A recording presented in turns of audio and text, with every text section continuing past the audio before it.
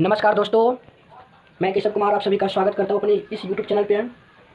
आज का जो क्वेश्चन लेकर आए हैं काफ़ी इम्पोर्टेंट भी है और काफ़ी ज़बरदस्त तरीके के साथ इसको हम करने वाले हैं। ठीक है, तो क्या है जो कि घनमूल है। हमने बचपन में पढ़ा है कि 8 का जो घनमूल होगा या 8 का घनमूल 2 हो जाएगा, 27 का घनमूल 3 हो जाएगा, 64 का घनमूल 3 हो जाएगा। ये हम बचपन में याद किए हुए हैं। अब अगर 5000 का दे दिया जाएगा, 3000, 2000 ऐसे संख्याओं में दे दिया जाएगा तो उसको हम कैसे बनाएंगे?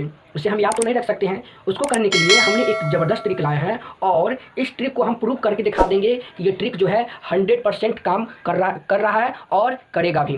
ठीक है, तो वीडियो शुरू करने से पहले अगर आप लोग चैनल पर आए हैं, चैनल को सब्सक्राइब कर दीजिएगा। चलिए टॉपिक पे की बात करेंगे।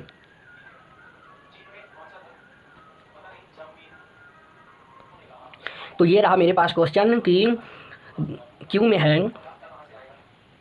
57,1787 का वर्गमूल ज्ञात कीजिए। कैसे कीजिएगा? इतना लंबा है, अब इसे याद भी तो नहीं रख सकते हैं। इसको तो कोई ट्रिक के माध्यम से ही करेंगे। तो देखिए, सबसे पहले हमको एक चीज़ याद रखना होगा कि 1 का क्यू 1 होता है, 2 का क्यू 8 होता है, 3 का क्यू 27 होता है, 4 का क्यू 64 होता है, 5 का क्यू 125 होगा, 6 का क्यू 216 होगा, 7 का क्यू 343 होगा, 8 का क्यू 512 होगा, 9 का क्यू 729 होता है, 10 का क्यू 1000 होता है, 11 का क्यू 1321 होता है, 12 का क्यू 1728 होता है। तो इनको याद रखना पड़ेगा और याद रखने की ज़रूरत नहीं है। हमने इसे 8 या 9th क्लास में क्या पढ़े भी है और याद किए हुए हैं, तो उसे याद करने की कोई ज़रूरत ही नहीं है। तो चलिए, तो इसको करने के लिए हमको सबसे पहले जो दिया गया है को मिलाना है। शुरू के 3 अंक को ही मिलाना है।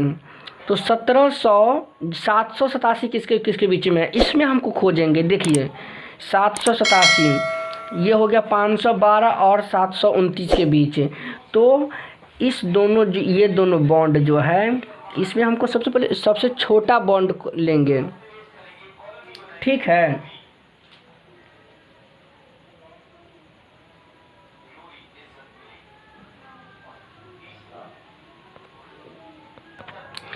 तो एक चीज़ क्या करना है कि जो कि 787 जो दिया गया है, तो यहाँ पे देखिए इस सबसे पहले हमको 3 अंक लेना है।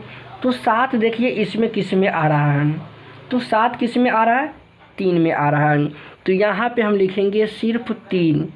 ओके, अब जो ये 571 जो दिया गया है, अब इसमें खोजिए 571। तो 571 किसके बीच में आएगा? ये 512 है और 729 है। तो ये 8 और 9 के बीच में ही आएगा 571। तो ऐसे केस में हमको क्या करना है, सबसे छोटा बॉन्ड को लेना है। 9 छोटा है कि 8 छोटा है? तो क्या होगा, छोटा में 8 हो जाएगा। यानी जो इसका अगर हम क्यू करेंगे ना, तो ये इतना आंसर आएगा। तो ठीक है, अब इसको हम प्रूव करेंगे कि ये ट्रिक काम कर रहा है कि नहीं। देखिए ये मेरे पास एक कैलकुलेटर है। सबसे पहले हम क्या करेंगे, कितना दिया हुआ है, 5 7 1 7 और 8 7, कितना आया, 83 आ गया। 83 आ गया, इसका मतलब जो है ये मेरा ट्रिक काम कर रहा है। चलिए अगला क्वेश्चन की तरफ हम चलेंगे। अगला क्वेश्चन काफ़ी इम्पोर्टेंट भी है। चलिए, तो ये देखिए अगला क्वेश्चन क्या है। ठीक जिस प्रकार हम पहले वाले क्वेश्चन को किए हैं, उसी प्रकार हम अगले वाले क्वेश्चन को भी करेंगे। तो सबसे पहले हमको क्या करना है, यहाँ से 3 अंक को ले लेना है। ठीक है, अब हमको इसमें देखना है कि 8 किस में आ रहा है। तो देखिए 8 2 के बीच में, 2 के में आ रहा है। तो यहाँ पे हम लेंगे 2। और 1 किसके बीच में आ रहा है, 1 के बीच में है। तो ये 12 हो गया। देखिए बिना पेन और कॉपी का इसका आंसर निकाल सकते हैं, बिना पेन और कॉपी का। और इसका प्रूफ करके दिखा दे कि ये सही है कि गलत, तो हम कोई भी काम प्रूफ के साथ करते हैं। तो यहाँ पे देखिए क्या कर रहे हैं, 17 2 8, देखिए 12 आ गया ना। इसका मतलब जो है मेरा ट्रिक बिल्कुल काम कर रहा है और 100% सही, 1 भी % गलत नहीं है। ठीक है, अब अगला क्वेश्चन क्या है उसको भी देखिए और बिना पेन और कॉपी का इसका आंसर कीजिएगा सिर्फ 1 सेकेंड में।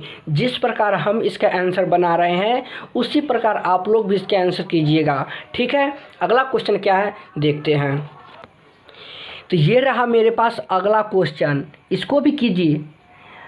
शुरू के सबसे पहले हमको 3 अंक को ले लेना है। तो यहाँ पे 125 है, 5 किस में आएगा देखिए, 5 किस में, 125 वाला में 5 है, तो किसका है, 5 का है। तो यहाँ पे हम 5 लिखेंगे। और 91 जो है किसके बीच में है, किस में 91 है देख सकते हैं, ये है 64 और 125, इसी के बीच में 91 आएगा। तो छोटा वाला को लेना है, तो ये छोटा वाला आ गया मेरे पास आंसर। तो इसका आंसर 45 होगा। जी हाँ, सही है। और इसको भी प्रूफ करके दिखा दे। 2 सवाल को हम प्रूफ किया और तीसरा सवाल को भी प्रूफ करके दिखा देते हैं। देखिए क्या है, 91,125, इसका क्या है, 45 आ रहा है। तो ये देखिए 45 भी है, आ गया मेरे पास इसका आंसर। तो ये जो है बिल्कुल ही सही है इसका भी आंसर। चलिए अगला प्रश्न क्या कह रहा है उसको भी तो देखना है। तो ये रहा मेरे पास अगला क्वेश्चन, इसका आंसर आप लोग बताइएगा। ठीक है, ये क्वेश्चन आप लोगों के लिए HW है। ठीक उसी प्रकार है जिस प्रकार हमने 3 क्वेश्चन को बताया है, उसी प्रकार चौथा क्वेश्चन है। चलिए अगला क्वेश्चन क्या है उसको ज़रा हम देखते हैं। तो अगला क्वेश्चन क्या है, 31,000 नहीं, 1 मिनट,